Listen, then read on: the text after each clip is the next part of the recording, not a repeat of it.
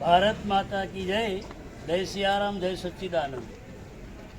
અમે પંચમહાલ જિલ્લાના સાધુ સંતો સર્વધર્મના સાથે અમારી સાથે હિન્દુ સમાજના તમામ આરએસએસ સંઘના, વિશ્વ હિન્દુ પરિષદના તમામ કાર્યકરો ભાઈઓ અમારી સાથે જોડે અમે કલેક્ટર સાહેબને આવેદનપત્ર એવું રજૂ કર્યું છે।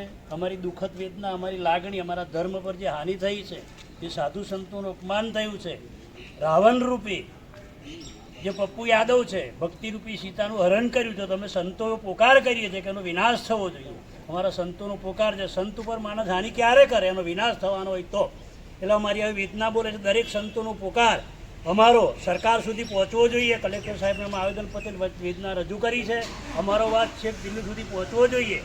અમારી માંગ પૂરી થવી જોઈએ। સંતોનું જે અપમાન થયું છે, ભગવા કપડાનું જે અપમાન થયું છે, ભગવા તિલકનું જે અપમાન થયું છે, એ સાધુ સંતો માટે દુઃખદ વેદના છે।